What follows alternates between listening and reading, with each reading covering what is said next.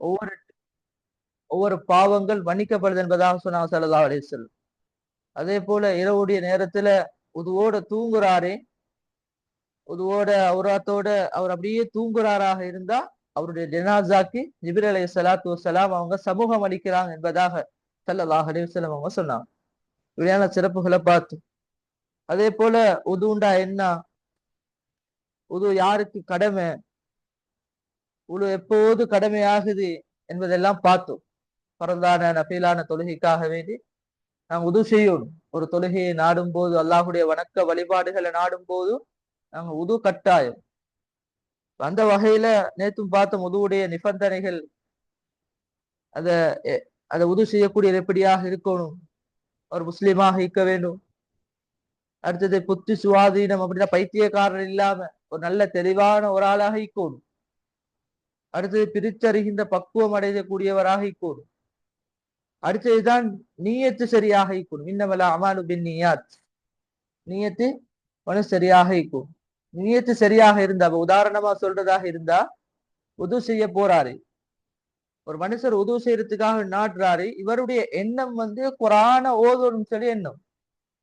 ஒரு மனுஷன் உதுவெடுக்க கிட்ட போயிட்டு குரான நாடுறதுக்காக நீயத்தை வச்சு உது செஞ்சாருன்னு சொன்னா அவர் குரான மட்டும்தான் ஓதையிலும், அவர் குரான மட்டும்தான் ஓதிடும். அந்த நீயத்தோட என்ன செய்ய இயலாது, பரத நிறைவேற்ற இயலாது. இப்ப உதாரணமா பார்க்க போனா ஒரு மனுஷன் செல்வா, ஒரு மனுஷர் வாராரு, லுஹருடைய தொழுகையை தொழுகிறதுக்காக வேண்டி மாத்திரம் அவர் உது செய்யறாரா, உது செய்து கொண்டிருக்கிறார். அவர் நீயத்தை எப்படி, லுஹருடைய தொழுகையை பரத மட்டும் நிறைவேற்று. அந்த லுஹருடைய பரத கொண்டு அவர் லுஹருடைய முன் சுண்ணத்தை பின் சுண்ணத்தை நிறைவேற்ற இயலும், லுஹரையும் நிறைவேற்றிக் கொள்ள இயலும். ஆனா அந்த உதுவோட இருந்து அசர் என்ன செய்யலாது, நிறைவேற்ற இயலாது. அவர் எடுத்த நீயத்தை எப்படி, லுஹருடைய நீயத்து தான், லுஹருடைய தொழுகையை மட்டும் நிறைவேற்றும் என்பதாக அவர் நீயத்து வச்சாரு. அடுத்தது சுத்தமான தண்ணீராக இருக்கும். நஜீஸ் கலக்கப்பட்ட தண்ணீரை அது தண்ணீருடைய வகை 3 வகை இருக்குது. தாகிர், தஹூர், முத்தனஜிஸ், அது வேற பாடம். அப்ப சுத்தமான தண்ணீர் ஒன்று இருந்தா தான் நாங்கள் என்ன செய்யலும், உது செய்யலும். அது குள்ளத்தின் கூட குள்ளத்தின் குறைவு அப்படி சப்ஜெக்டுகள் இருக்குது. அந்த வகையில சுத்தமான தண்ணீரா, இப்ப நீங்க போறீங்க ஒரு இடத்துல போனா தண்ணி ஈக்குது, உங்களுக்கு விளங்குது இது நஜீஸ் ஈக்குது, நஜீஸ் ஒன்று உளுந்து இது விளங்குது, நாங்க என்ன செய்யறது, அந்த தண்ணியில போயிட்டு உது செஞ்சு கொள்ள இயலாது. சுத்தமான தண்ணீர்ல தான் நாங்க என்ன செய்யறது, உதுவை எடுத்துக்கொள்றது. அடுத்தது நாங்க தோல்ல பெயிண்ட் ஏதாவது பட்டிக்கும், அப்படி இல்லாது இந்த ஒட்டக்கூடிய அப்படின்னு தண்ணி படுறதுக்கு மிச்சம் கஷ்டமாயிக்குது கையில, அந்த தண்ணி போயிட்டு சேர்றதுக்கு அது என்ன செய்யுது, தடங்கள் ஆகிக்குது. அப்படியான கையில ஏதாவது ஒட்டி கொண்டு இருந்தா எங்களுக்கு என்ன செய்யலாது, உது செஞ்சு கொள்ளையில. முதலாவது அதை நீக்கணும், அதுக்கு பின்னாதான் என்ன செய்யணும், உது செஞ்சு கொள்ளையிடும். ஏன்னா அந்த இதோட நாங்க செஞ்சா எங்களுக்கு உது படாது, உது அதுல சேராது, ஏன்னா தண்ணி போயிட்டு அதுல போயிட்டு சேர்ந்து கொள்ளாது. அடுத்ததுதான்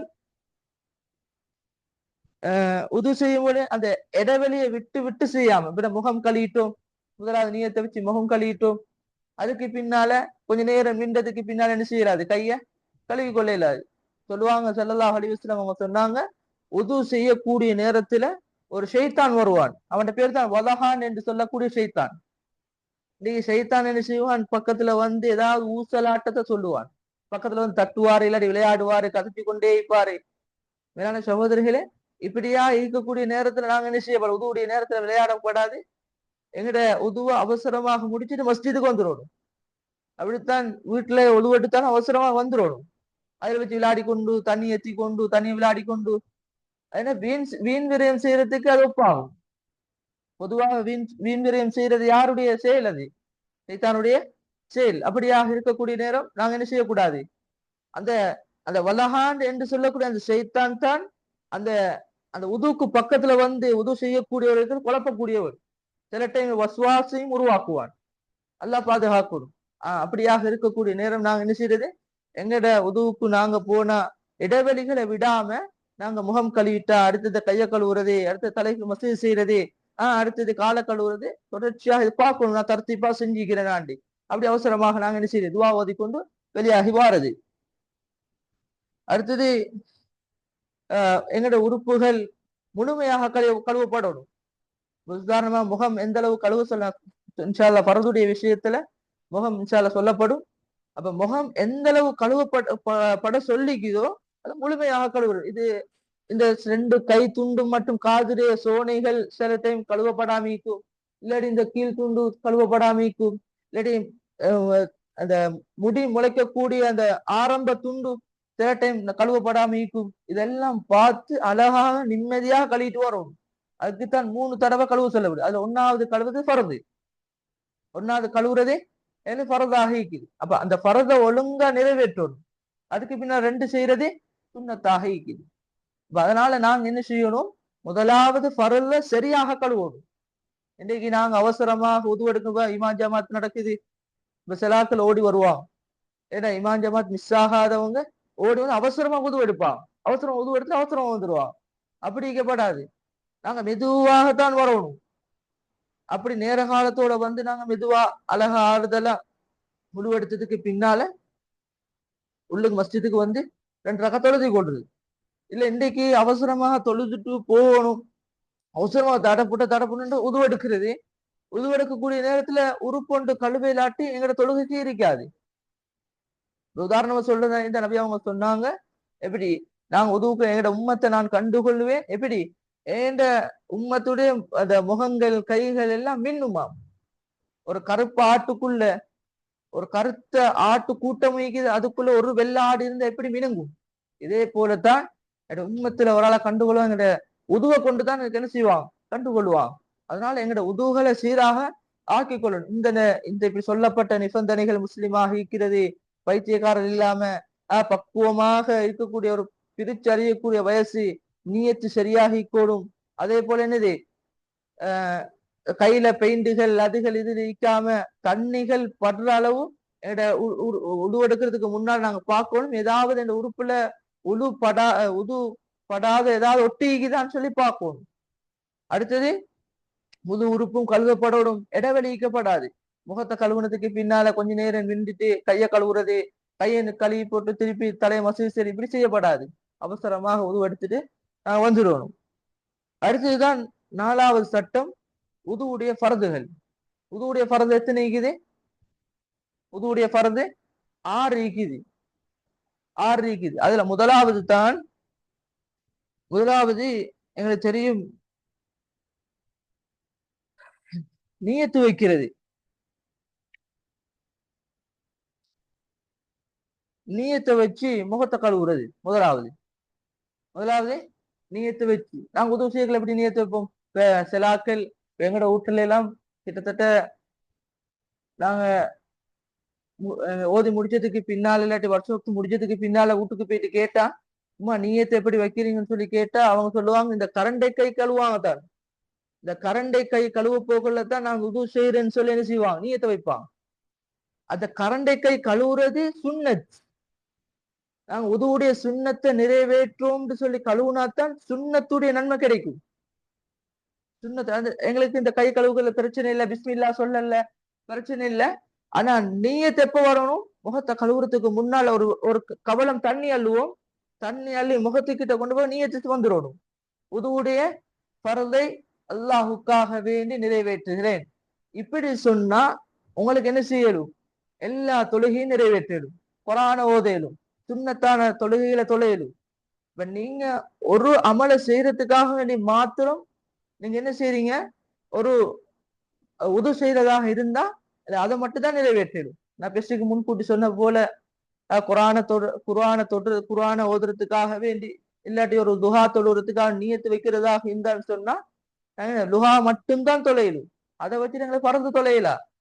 இதே போலத்தான் உதுவுடைய பரதை அல்லாஹுக்காக வேண்டி நிறைவேற்றும் சொன்னா என்ன செஞ்சு கொள்ளலும், எது செஞ்சு கொள்ளையிலும்.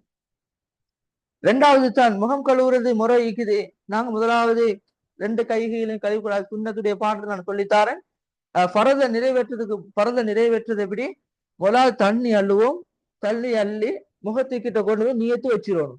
உதுவுடைய பரதை அல்லாஹுக்காக வேண்டி நிறைவேற்றும் சொல்லி இந்த நெத்தி முடிக்குதானே, இந்த முடி முளைக்கிற துண்டுல இருந்து நாடு இந்த துண்டு மட்டும் நாங்க என்ன செய்யறது, ஃபுல்லா அழகா கழுவி கொள்றது.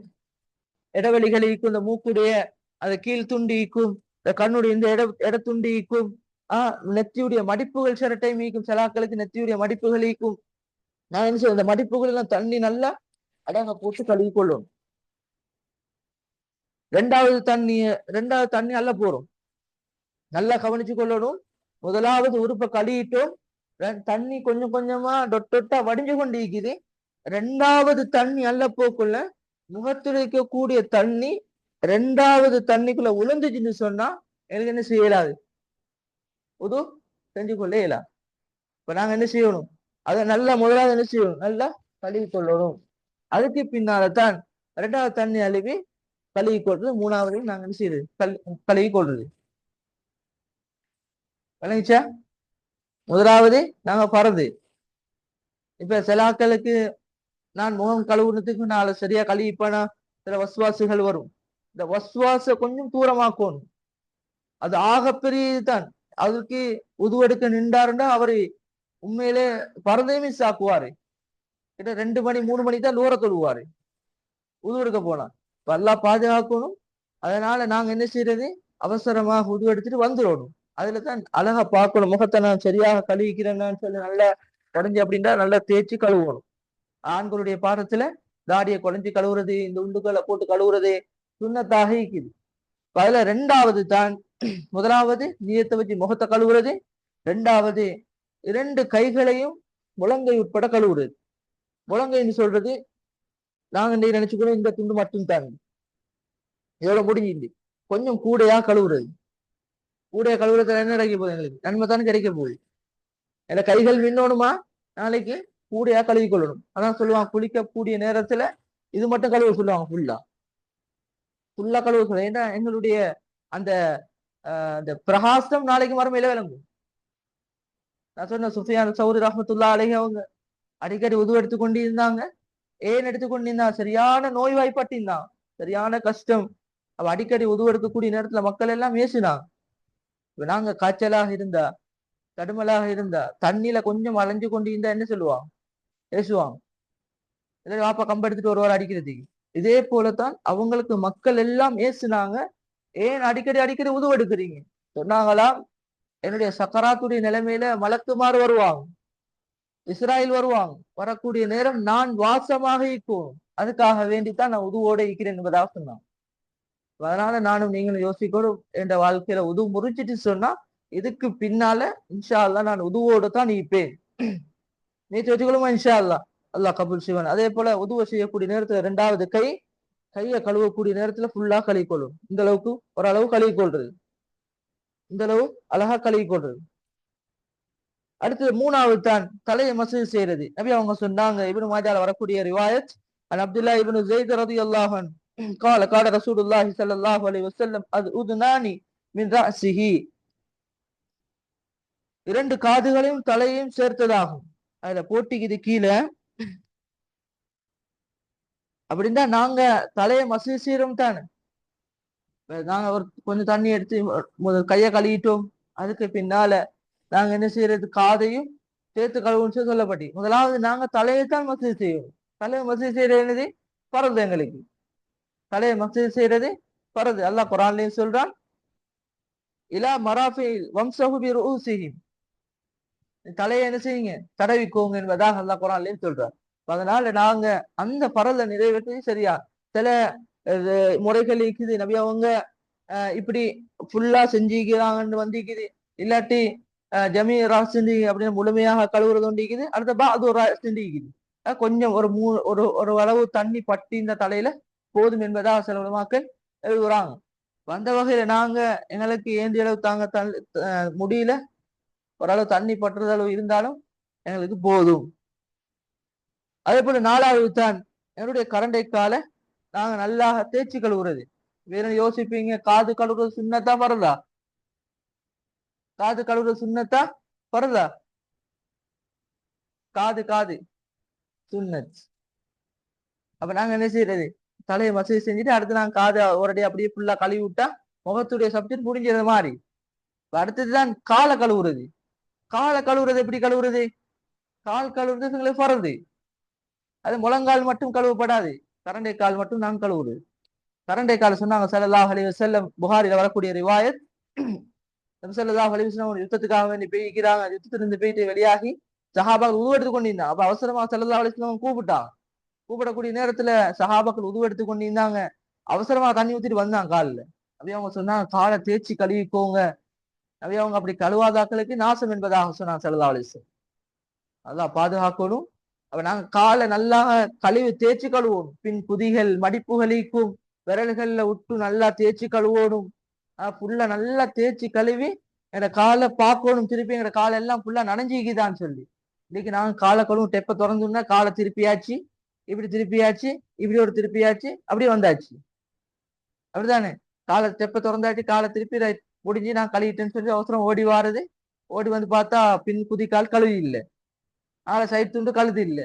அந்த முழங்காலுடைய அந்த கரண்டை காலுடைய மொழிகள் சில டைம் தேய்ச்சி படாம இருக்கும். அதுல உதுகள் சேராம இருக்கும். உது சேராம இருந்தா தொழுகை சீர் இல்லாம போயிடும். இது தொழுகையில இன்பம் வேணுமா? உது சீராக இருந்தா எங்கட தொழுகைகள் ரூஹானியத்தான தொழுகையாக இருக்கும். அடுத்ததுதான் சுருக்கமாக சொல்றேன். அடுத்ததுதான் ஆறாவது தான் எங்களுக்கு தெரியும், தொடர்ச்சியாக செஞ்சு வரணும். இப்ப நாங்க உதாரணமாக முகம் கழுவிட்டோம். முகம் கழுவுனத்துக்கு பின்னால நாங்க தலையை மசூது செய்யலாது.